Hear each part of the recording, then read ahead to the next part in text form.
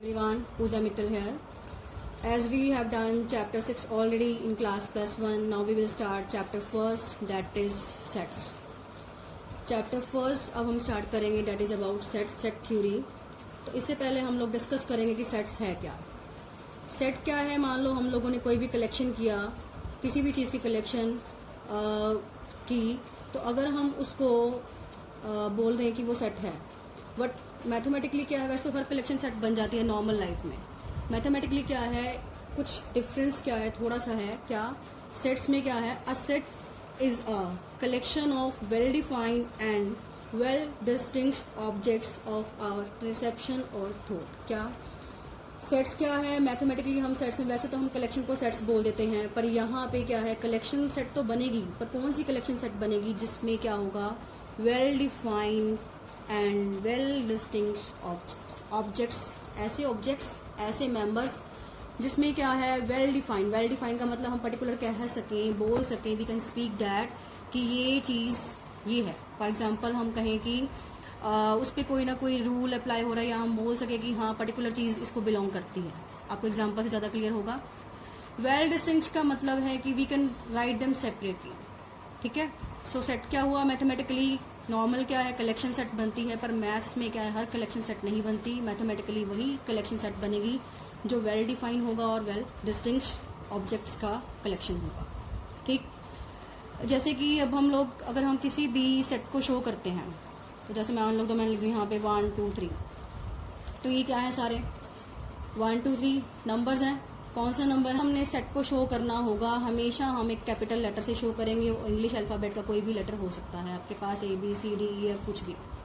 Okay. सो set को show करना होगा गाइस, तो कैपिटल लेटर से आप शो करेंगे. देन अगर हमें नेचुरल नंबर का हमारे पास कलेक्शन है, तो उसके सेट को हम इंडिकेट करते हैं कैपिटल N से. अगर वही इंटीजर का है तो Z और I से.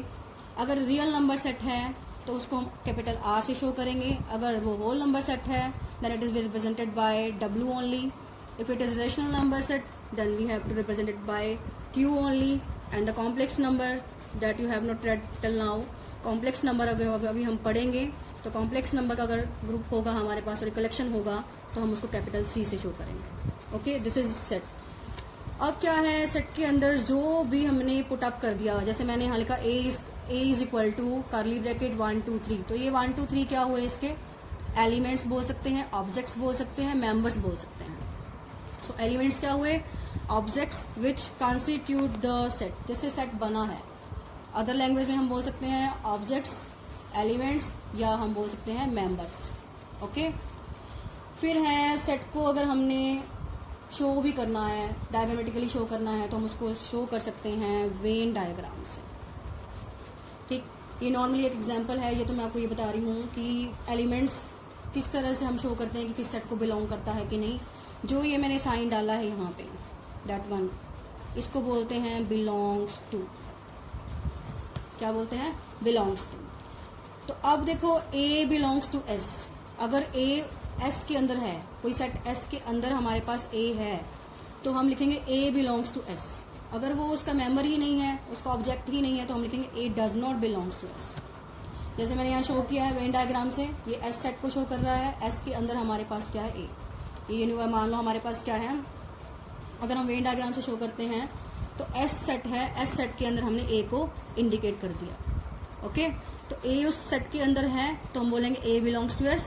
अगर A उस सेट के अंदर नहीं है, तो हम बोलेंगे A does not belongs to S. तो इसका हम एग्जांपल भी तुम्हें दे रही हूँ. A मान लो मेरे पास कोई सेट है 1 2 3. अब 1 इस पर्टिकुलर सेट का मेंबर है, तो मैंने लिख दिया 1 बिलोंग्स टू A. 4 नहीं है क्योंकि 3 तक ही है, तो हम लिखेंगे 4 does not belongs to A. Clear? Got it? कोई डाउट है तो आप मुझे क्वेरी डाल सकते हैं. नेक्स्ट है सेट्स को हम रिप्रेजेंटेशन कैसे करते हैं, कैसे लिखते हैं सेट को. तो सेट को शो करने के 2 फॉर्म्स है. रोस्टर फॉर्म, रोस्टर का अदर नेम है टैबुलेशन मेथड. ठीक. एक है हमारे पास सेट बिल्डर फॉर्म और रूल मेथड. पहले हम डिस्कस करेंगे रोस्टर फॉर्म के बारे में. रोस्टर फॉर्म क्या होता है? सारे एलिमेंट्स को, जो भी जिससे वो सेट बना है, जिससे वो कॉन्स्टिट्यूट हुआ है, that all the elements writing in commas only separately, that is known as roster form. जैसे मैंने लिख दिया A इज इक्वल टू 1 2 3, तो मैंने सारे एलिमेंट्स को लिख दिया 1 2 3. तो मेरे पास क्या हुआ, मैंने सारे एलिमेंट्स को लिस्ट कर दिया। बट रोस्टर फॉर्म में क्या होता है, हम कुछ एलिमेंट्स को शो कर सकते हैं अगर वो सेट हमारे पास है ही इनफाइनाइट। इनफाइनाइट का मतलब होता है कि जिसको हम मतलब एंड नहीं है, जिसका हमें पता ही नहीं कहाँ वो खत्म होगा, तो उसको हम नहीं शो कर सकते हैं। उसके एलिमेंट्स को हम कैसे इंडिकेट करेंगे, just only 1 2 3 continue going on, ठीक है। फिर है हमारे पास set builder form. Set builder form और rule method. Set builder form में हम क्या है, set is represented by specifying the common property. इसमें हम लोग क्या है, सारे एलिमेंट्स को लिस्ट नहीं करेंगे, सारे एलिमेंट्स को नहीं लिखेंगे, कुछ एक कॉमन प्रॉपर्टी शो कर देंगे जिससे वो सेट बिलोंग करता है, ठीक है। जैसे मैंने आपको वहां बताया था कि नेचुरल नंबर को बिलोंग करते हैं 1 2 3, बट मैंने लिख दिया कि वहां पे all the natural numbers less than equal to 3, okay. So यहाँ भी क्या है हमारे पास, जैसे मैंने अब इसमें कोई कॉमन प्रॉपर्टी लिखनी है, set A is equals to A, ऐसे एलिमेंट्स, वहां पे क्या होगा, P A is to P of A. P of A का मतलब यहाँ पे कोई ना कोई रूल अप्लाई होगा, ठीक है। ए वेयर ऐसे एलिमेंट्स, स्मॉल ए से इंडिकेट कर दिया जहां पे पी ऑफ ए है। पी ऑफ ए का मतलब ऐसे एलिमेंट्स हैं जो इसको ट्रू कर रहे हैं, वही एलिमेंट्स सेट के अंदर आएंगे। एग्जाम्पल देखिए, set of odd positive integers less than 10। अब ये क्या है, हमने कौन से एलिमेंट्स लिखने हैं, ऐसे नंबरों का सेट बनाना है, ऐसे इंटीजर्स का सेट बनाना है जिसके सारे एलिमेंट्स क्या होंगे, ओड होंगे और 10 से छोटे होंगे। तो रोस्टर फॉर्म में लिखेंगे तो आपको पता है ऑड इंटीजर कौन से होते हैं, 1 3 5 7 9, हो गया roster form. Set builder form में हम 1 3 5 7 9 नहीं लिखेंगे, हम यहाँ पे कॉमन प्रॉपर्टी लिख देंगे एक्स। कौन से एक्स, ऐसे एक्स जो क्या है ऑड इंटीजर हैं और लेस देन 10 है, ठीक है। इंटीजर है क्योंकि डिफाइन कर दिया, एक्स क्या है, ओड है। ओड है तो कौन से नंबर में बिलोंग करते हैं, कौन से मतलब उसमें आते हैं, नेचुरल में आते हैं, होल में आते हैं, इंटीजर में आते हैं। और कौन से इंटीजर लेने हैं, जो 10 से लेस हैं, क्योंकि अगर काफी मतलब इंटीजर तो बहुत सारे होते हैं, बट हमारे सेट में कौन से नंबर हैं, ऐसे और इंटीजर और पॉजिटिव इंटीजर जो लेस देन 10 है। अब है next question, which of the following are sets. अब हमारे पास नेक्स्ट सम है कि कौन से हमारे पास क्या है, कुछ कलेक्शन दी होगी तो बताना होगा अभी सेट्स कौन से हैं और कौन से नहीं हैं, और विद रीजन। तो देखो फर्स्ट क्वेश्चन है इसका, the collection of 10 most talented writers of India. अब इसमें बताना है हमें कि ये कलेक्शन जो है, कौन सी collection, 10 most talented writers, India के 10 मोस्ट टैलेंटेड राइटर्स की कलेक्शन सेट बनेगी, नहीं बनेगी। क्यों, क्योंकि हम किसी भी राइटर के लिए कुछ हमारे पास क्राइटेरिया थोड़ी ना है कि हम बताएंगे कि टैलेंटेड है कि नहीं है, ओके। हमारे पास कोई रूल नहीं है, कोई डिटरमाइन करने का मेथड नहीं है कि हम डिटरमाइन कर सकें कि एक्चुअल में वो टैलेंटेड है कि नहीं है, तो वो राइटर ना। दैट्स वाई हम यहाँ लिखेंगे नो सेट, ओके। रीजन मैंने आपको बोल ही दिया है। सेकेंड है हमारे पास the collection of the novels written by Munshi Premchand ji. क्या है, मुंशी प्रेमचंद जी ने जो भी नॉवेल्स लिखे हैं, that we have the novels written by Munshi Premchand ji, the collection of that novels we have to be considered here sets or not. I will write here yes only. Why? This will be a set because we can do them, we can write them all the novels of the Munshi Premchand ji separately. हम लिख सकते हैं, हम बता सकते हैं, जैसे मान लो मैंने कोई भी सेट बनाया, उसमें उनके नॉवेल्स के मैंने नेम लिख दिए, तो मैं लिख तो सकती हूँ यहाँ पे सेपरेटली भी, और आराम से लिख सकती हूँ कि वो मुंशी प्रेमचंद जी के नॉवेल्स हैं। हम उसको अलग अलग लिख सकते हैं और बता भी सकते हैं कि ये क्या है। सो ये सेट बनेगा। सो इस तरह से आपके पास बुक में और भी काफ़ी सम है, मैं आपको एक एक या दो एग्जांपल देके समझा रही हूँ। नेक्स्ट क्वेश्चन है, नेक्स्ट क्वेश्चन में आपको क्या दिया गया है, एक सेट दे दिया गया है और आपको बताया है कि पुट दिस साइन और दिस साइन। ये आपको मैं पहले भी करवा चुकी हूँ, बिलोंग्स टू और नॉट बिलोंग्स टू।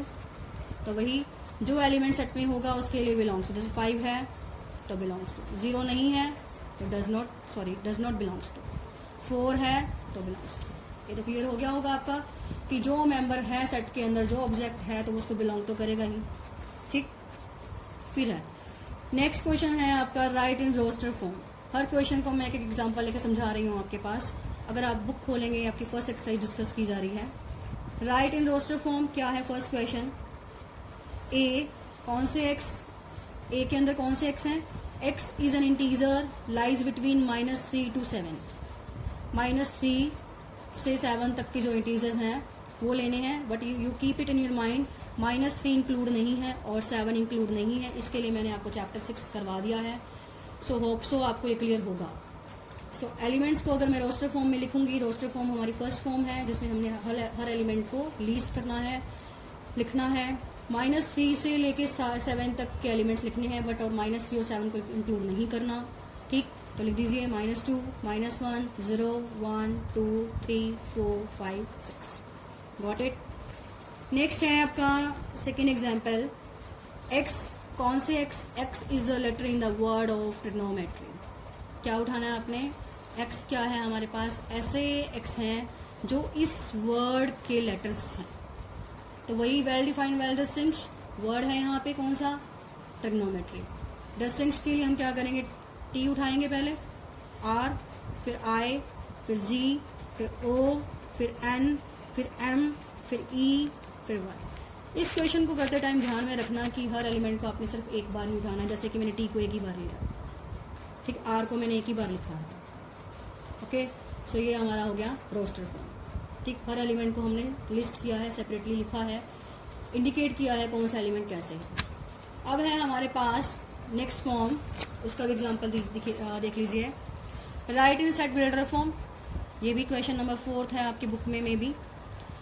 और सेट बिल्डर फॉर्म में क्या है? वही सेकंड फॉर्म है आपके पास, रूल मेथड, जिसमें हमने क्या है डायरेक्ट एलिमेंट्स को ना लिख के एक कॉमन प्रॉपर्टी से इंडिकेट करना है। जैसे यहाँ क्या है, a is equal to -1,1।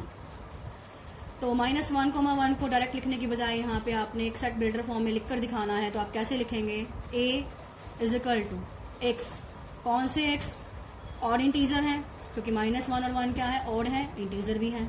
But यहाँ पे क्या है? Mode of x less than 2 लगेगा। Mode of x less than 2 का मतलब है कि यहाँ पे कौन कौन से नंबर आए जिससे उसका मोड करने पर वो 2 से लेस रहे।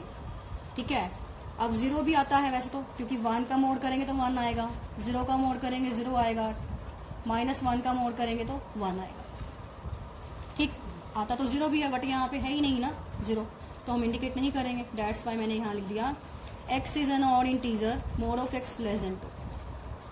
ठीक है, तो वैसे भी हमारे पास दोनों ऑड नंबर थे, -1 और 1, तो मैंने यहाँ पे लिख दिया x is an odd integer, mode of x less than 2। मतलब 0 के लिए हमने बात ही नहीं करनी, वो तो मैंने आपको समझाने के लिए बता दिया। मोड का मतलब आपको क्लियर ही है कि मोड में अगर हम कोई भी नंबर पॉजिटिव डालें तो आंसर पॉजिटिव आता है, नेगेटिव डालें तो भी पॉजिटिव आता है। फिर है b is equal to, second है हमारे पास b इज इक्वल टू 2, 4, 6, 8। कौन से सेट कौन सा है हमारे पास? 2, 4, 6, 8 एलिमेंट्स का।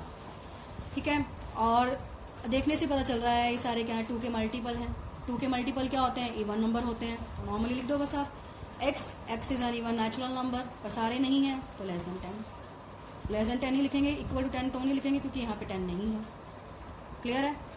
एक लास्ट एग्जाम्पल और डिस्क्राइब करूंगी जिससे आप इजीली एक्सरसाइज को कर सकते हैं 1.1 को। लास्ट सेट में क्या है हमारे पास? इस सेट को लिखना है 1/2, 2/5, 3/10, 4/17, 5/26, 6/37, 7/50, 8/65 in the set builder form. आपने इस सेट को लिखना है सेट बिल्डर फॉर्म में। ये आपको सारे एलिमेंट्स डिस्क्राइब किए। इसमें थोड़ा आपको देखना पड़ेगा, यहाँ 1 है तो यहाँ 2 है, यहाँ 2 है तो यहाँ 5 है। यहाँ तो आपको लगेगा कि 1 है तो उसका 1 में 1 प्लस कर दिया जाए, बट यहाँ नहीं है। यहाँ 2 है तो यहाँ 5 है, तो आप देख सकते हैं यहाँ 3 है तो यहाँ 10 है। तो इसमें क्या है? 1 है तो यहाँ तो यही माइंड लगेगा कि 1 + 1 है, बट यहाँ क्या है? 2 है। 2 में क्या है? 5 लिखा नीचे डिनोमिनेटर में, तो इसका मतलब ये क्या है? 2/5 का मतलब 2/2² + 1, या लिख दो 2 = 4 + 1। तो सभी में यही रूल लग रहा है, देख लो आप। यहाँ क्या है? 3, नीचे क्या है? 3² + 1, यहाँ क्या है? 4, यहाँ क्या है? 4² + 1। इस तरह से आप लिख सकते हैं x is equal to n/n² + 1। ठीक, n मैंने अपने आप ही कोई एलिमेंट ले लिया। आप डिफाइन कर दीजिए n कौन है हमारे पास? Natural number. कौन से नेचुरल नंबर? सारे तो है नहीं ना इसमें। ऐसे n lies between 1 to 8। Okay, तो ये आपकी हो गई सेट बिल्डर फॉर्म। इसने सेट बिल्डर फॉर्म में लिखने के लिए कहा था। सो इस तरह से क्या है, आप कोई भी बुक को फॉलो कर सकते हैं। ये तो बस मैंने एग्जांपल अपने लेक्चर को रेडी किया है, उस बुक का मैंने बता दिया। वैसे अगर आपने करना है आप NCERT फॉलो कीजिए या कोई भी बुक फॉलो कर सकते हैं। जस्ट ये आपके लिए एग्जांपल मैंने दिए थे। और कोई भी अगर आपको डाउट है, क्वेरी है, आप उससे पूछ सकते हैं व्हाट्सएप पे और by calling. Thank you all.